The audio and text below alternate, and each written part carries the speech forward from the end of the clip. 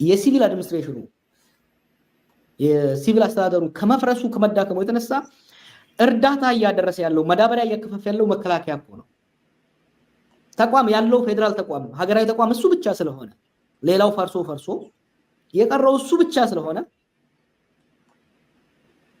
ከግድያውና ከውጊያው አልፎ ቤዚክ እርዳታ እያደረሰ ያለው የጤና ሰርቪስ እየሰጠ ያለው ባለመለየው ነው ወታደሩ። ስለዚህ ይሄ ወታደር አንደኛ ይሄ ስራ እንዳይበዛበት የፖለቲካ አመራሩ የፖለቲካ ሲቪል አስተዳደሩ ተመልሶ እንዲቋቋም መስራት ያስፈልጋል። ይሄን ለማድረግ ሰላም ማምጣት ያስፈልጋል። ይሄ ኃይል ከፈረሰ ይቺን ስራ እንኳን ሊሰራ የሚችል ሌላ ተቋም የለም ኢትዮጵያ ውስጥ። የአብይ አህመድ የመጨረሻው ብቸኛው ምርኩዝም ይሄው ተቋም ነው። ይሄን ተቋም ይሄን ምርኩዝ መስበሩ መበታተኑ ይሻላል ወይስ ይሄ ምርኩዝ የአምባገነኑ መመርኮዣ መንቀሳቀሻ እንዳይሆን ማድረጉ ይሻላል? that's the question መሆን ያለበት እዛ ላይ ፎከስ ማድረግ ያለበት። እኔ ብዙ ጊዜ የምለው ተቋሙ መቀየር አለበት፣ ከህዝብ መወገን አለበት፣ ከሀገር መወገን አለበት፣ ተቋሙ ግን እንደ ተቋም መቀጠል አለበት የሚል ሀሳብ ያለኝ። በጣም ጥሩ ጀዋር። ሌላኛው እንግዲህ ዛሬ እያወራን ያለነው የ7 ዓመት ፖለቲካዊ ጉዞና የሀገር ጉዞ ስለሆነ ረዘም ያሉ ነገሮችን ነው እያነሳን ያለነው።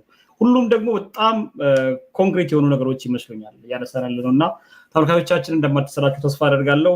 ጀዋርን ጊዜን እየወሰድኩ እንደሆነ አውቃለሁኝ፣ ግን በጣም ሰፊ አጀንዳ ስለሆነ እና ትልቅ ርዕስ ስለሆነ የዛሬውን በዚሁ እንቀጥላለን። ወደ ሉዓላዊነት ልውሰድ። ሉዓላዊነት ቅድመ ብልጽግናና ዛሬ የሀገር ሉዓላዊነት ምን ይመስላል? በርካታ ሰዎች ሉዓላዊነትን እንደ ትልቅ ነገር ይወስዳሉ። ብልጽግና ዛሬ አንተ በምትጠቀመው ቋንቋ ልጠቀምና የብልጽግና ደሴት ወይ ደግሞ እንደ ሺሻ ባሸበረቀች ከተማ ላይ ቁጭ ብለው ብዙ ነገር ይናገራሉ። ደመሰስ ናቸው የሚሉ መከላከያ ጀነራሎችም አሉ። ግን በተቃራኒው በሁሉም አቅጣጫ ሉዓላዊነት ተደፍሯል። በጅቡቲ ሳይቀር አልሸባብ ጭምር ድንበር አቋርጦ በርካታ ግዛቶችን ሄዶ ጥቃት የሚፈጽምባት ሆናለች። ደቡብ ሱዳን ወረዳን ተቆጣጥራለች። ሰፈር ቀይራለች። ሀገር ስም ቀይራ የራሷን ዜጎች እዛ አስፍራለች። የኢትዮጵያ ዜጎች የነበሩትን መታወቂያ ሰጥታ የራሷ ዜጎች አድርጋለች ያለምንም ህጋዊ ስምምነትና ህጋዊ ፈቃድ። ኤርትራ ተመሳሳይ ነገር አድርጋለች። በርካታ ቀበሌዎችን ከትግራይ ወስዳ ኢትዮጵያዊ የሆኑ ሰዎችን ወስዳ የራሷ ዜጎች አድርጋ ሳዋ ጭምር ወስዳ እያሰለጠነች ነው የምትገኘው። የሉዓላዊነት ጉዳይ ሲታይ ኢትዮጵያ የምትባል ሀገር የለችም የሚሉ ሰዎች አሉ። ሱዳን በርካታ መሬትን ይዛ አልቡርሃን ጭምር አካባቢ ጋር ስመምቼ ያስኩት ምንድነው የምታወሩት የሚባልበት ሁኔታ ነው ያለው እና አብይ ግን ከማንም ጎረቤት ጋር ተዋግቼ አላቅም ሰላም ነው ያለ ነው የሚል ነገር ይናገራል። ሉዓላዊነት እንዴት ይታያል? የኢትዮጵያ አሁን ያለችበት ሁኔታ እንዴት ነው የምትገልጸው? ሉዓላዊነት እኮ የውስጥ ጥንካሬ የውስጥ ሰላም ነጸብራቅ እኮ ነው። እኔ ስለ ድንበር መናገር እኮ ቅንጦት አይደለም እንዴ? ምን ሉዓላዊነት ግን እንዳልኩ መቂ ላይ እኮ ሉዓላዊነት የለም። ሉዓላዊነት እኮ የስቴት ሉዓላዊነት ከውጭ ኃይል ጋር ብቻ አይደለም። የስቴት የመንግስት የማዕከላዊ መንግስት የመንግስት ተቋማት የመንግስት የጸጥታ ኃይሎች የአቅም የበላይነት ማለት እኮ ከመንግስት ፈቃድ ውጪ ታጥቆ የመንቀሳቀስ የመግደል የመዋጋት አቅም ያለው ኃይል አለመኖር ማለት ነው። ድሮ በደርግ ጊዜም በኃይለሥላሴ ጊዜ በደርግ ጊዜ ከፍተኛ ጦርነት ተካሄደ ሲባል የኤርትራ በረሃ የባሌ በረሃ ምናልባት የኦጋዴን በረሃ ውጪ ሌላው የኢትዮጵያ አካል ሰላም ነበር፣ መንግስት ይቆጣጠራል። አሁን ያ የለም። ታታስ ቼንጅ እና የድንበር ጉዳይ ብዙም እኔ እንደ ኢሹ መሆን ያው ሌላ ሀገር ብለን ካልሄድን በስተቀር ያን እንኳን ማስጠበቅ ተውና ወደ በ100 ኪሎ ሜትር ሬዲየስ ውስጥ ማስጠበቅ አልተቻለም። ከዛ ይልቅ የጎረቤት ሀገሮች ግንኙነት እንዴት ነው ያለው? አደጋ የሚታየኝ አሁን ነው ከሱዳን አንጻር። እሱም በደንብ እንመጣበታለን። ጀዋር የሉዓላዊነትን ጉዳይ አንድ ነገር ላንሳልህ። ቅድም በመከላከያ ጉዳይ ረጅም ተከራክርን አውቃለሁኝ፣ ግን ድጋሚ እዚህ ጋር የመከላከያ ተጠያቂነት ጎላ ብሎ ይመጣል። ከራሱ ህዝብ ጋር ለአብይ ስልጣን ብሎ በዛ ደረጃ የሚዋጋ መከላከያ በህገ መንግስቱ ጭምር ምሎ ተገዝቶ ሊያስጠብቀውና ሊጠብቀው ቃል የገባለት ድንበር በዚህ ደረጃ ሲጣስ ምንም አይናገርም። ታዲያ ያ መከላከያ እዛ ድንበር ያሉ ሰዎች ዛሬ ቢናገሩት የኔ ወገን አይደለም ቢሉት ሊፈርስ ደንታ አይደለም ቢሉ ማን ይቀየማቸዋል የሚሉ ሰዎች አሉ። ከሉዓላዊነት ጋር በተገናኘ ድንበር ማስከበር መከላከያ ማለት ነው ወይ ደግሞ ምንም የማይናገር መከላከያ? ምንም አይናገርም እኮ አይደለም። መከላከያ ሸዋ ላይ፣ ወለጋ ላይ፣ አርሲና ጎንደር ጎጃም ላይ ቢዚ ነው። ምን ታደርጋለህ? ኢፍ ዩ አር ዘ ኮማንደር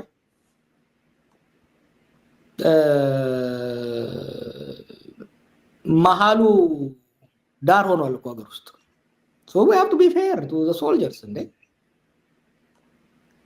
የመዋጋት ስራ ብቻ አይደለም፣ የማስተዳደር ስራ፣ የሲቪል ስራ፣ እርዳታ የማከፋፈል ስራ፣ መዳበሪያ የማከፋፈል ስራ፣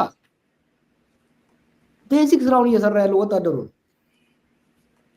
ስለዚህ ኢትዮጵያ የምትተዳደረው መከላከያ ማለት እንችላለን። አሁን በወታደራዊ ነው የምትተዳደረው ማለት ወታደሩ ነው ሀገር እያስተዳደረ ያለው። ካድሬውማ ዘረፋ ላይ ብቻ እኮ ነው ያለው።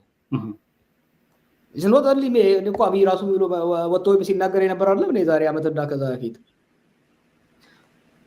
በተለይ ደግሞ ኦሮሚያ፣ አማራ ገቨርን እያደረገ ያለው ትግራይንም ቢሆን በቲዲኤፍ ስም ገቨርን እያደረገ ያለው ሰው እኮ ወታደሩ ነው። ከኢህአዴግ ውስጥ የተረፈው ወታደሩ ብቻ፣ የፖለቲካል ክላሱ በላተኛ ብቻ ሆኗል። በኦሮሚያና በአማራ ውስጥ እኮ የወረዳ አስተዳዳሪዎች መከላከያ ካምፕ እኮ ነው የሚያድሩት። ፊዚካሊ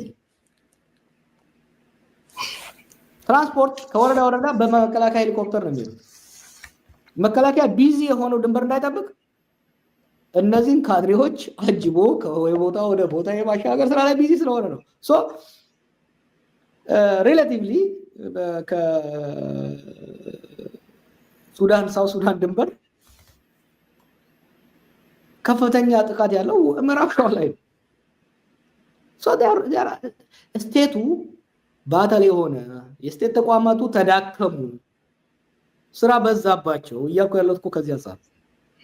በጣም ጥሩ። እንግዲህ መከላከያውንም ራሱን የሚፈትሽበትን ሌላ አጀንዳ ነው ላነሳ የፈለኩት። ወደ ቀጠናው ሀገራት ልውሰድ ጀዋር። ቀጠናው ሀገራት 6 ሀገራትን እናንሳ። ኬንያንም በተለይም ከኢትዮጵያ ጋር በድንበር የሚጋሩ ሀገራትን እናንሳ። ኢትዮጵያ ከነዚህ ሀገራት ጋር ያላት ግንኙነት ምንድን ነው? ቅድም ባነሳውልህ መንገድ ሁሉም ምናልባት ሱዳን፣ ሳውት ሱዳን፣ ኬንያ እንዲሁም ኤርትሪያ ቀጥታ ከኢትዮጵያ ጋር ድንበር ዘለል ጦርነት አድርገዋል። ለአብይ አግዞ ወይ ደግሞ ከአብይ ጋር በተቃዋሚ ወይ ደግሞ ምን ሙሉ በማይታወቅ ሁኔታ። ከኢትዮጵያ ድንበር ያሉት ሌሎች ሀገራት ደግሞ ሌላ ጦርነት ውስጥ ናቸው ያሉት። ሶማሊያ እንደምናውቃት ናት። ምናልባት አልሸባብ ዋና ከተማን ጭምር በጥቃት እያጣደፈ ያለበት ሁኔታ ነው የምናውቀው። ሱዳን በሁለት ኃይሎች መካከል ትልቅ ቀውስ ውስጥ ነው ያለችው። ቀጠናውን እንድመለከት ስለፈለኩ ነው። ሳውት ሱዳን ምክትል ፕሬዝዳንቱ ታስሮ ሌላ ጦርነት እየተደረገ ነው የሚገኘው እዛ አካባቢ። የቀጠናው ሀገራትና ኢትዮጵያ ከነዚህ ሀገራት ጋር ያላት ሁኔታ፣ ኢትዮጵያ ያለችበት ሁኔታ እንዴት ነው ሊገለጽ የሚችለው? ወዴትስ ነው ሊያመራ የሚችለው? ቀጠናው እንዴት ነው የሚታየው? ተጋላጭነታችን በጣም ሀይ ነው። የውስጥ ጦርነቶች ካልቆሙ በስተቀር አካባቢው ላይ ካለው አለመረጋጋት አንጻር ችግር ነው። የውስጥ እነዚህ በሱዳንም በማንኛውም ሀገራት ያሉ አለመረጋጋቶች የውስጥ ችግራችንን ያባብሱታል። ለዚህ ነው የውስጥ ችግራችን ለመፍታት መረባረብ ያስፈልጋል፣ ጦርነት መቆም አለበት እያልን የምንወተውተው ብዙዎች የሚወተውቱት ከዚህ አንጻር ነው። ከዛ ይልቅ ምንድን ነው እየተደረገ ያለው? ለምሳሌ ሁሉም የሚያውቀው ነው የኢትዮጵያን ብሔራዊ ጥቅም ተከትሎ ሳይሆን የኤሚሬቶችን ትዕዛዝ ብቻ በመከተል ኢትዮጵያ የሐሜቲን ጦር ስታስታጥቅ ነበር። መሳሪያ ከየቦታው እየመጣ እየተጫነ በኢትዮጵያ እንደሚያልፍ ሁሉም ያውቃል። ያ ጦር አሁን እየተሸነፈ ከካርቱም ሲወጣ በእኛ አካባቢ ያለው ድንበር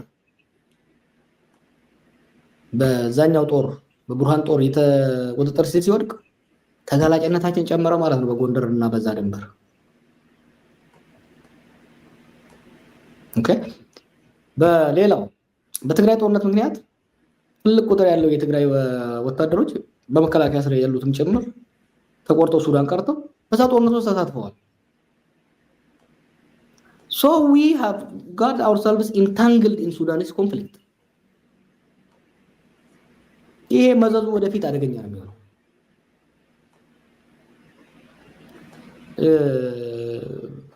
ከቅድም እንዳልኩ ደግሞ ከሌሎች ሀገራት አመራሮች ጋር ያለው ቁርሾና ግለሰባዊ ሽኩቻ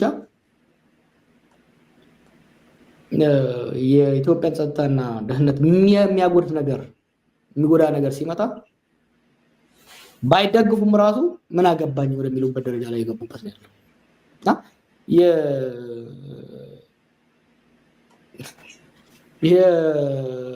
አሁን ብዙ ጊዜ እንትን ይላሉ። አንድ ኤግዛምፕል ላንሳለህ። ታንዛኒያ ላይ ከነ መሮ ጋር ተደራደሩ።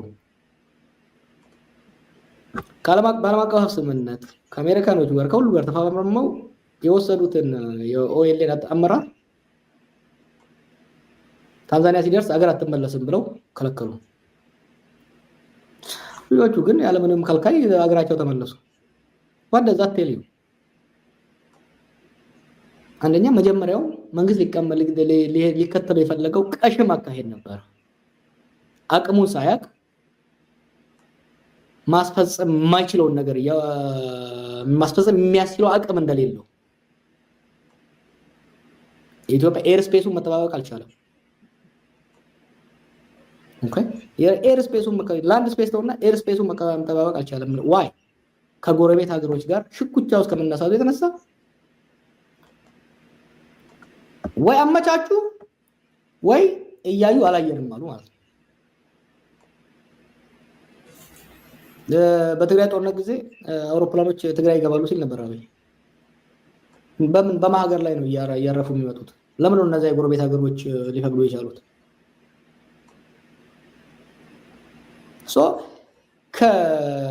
የተወሳሰበ ነው የሀገር ውስጥ የጸጥታ ሁኔታና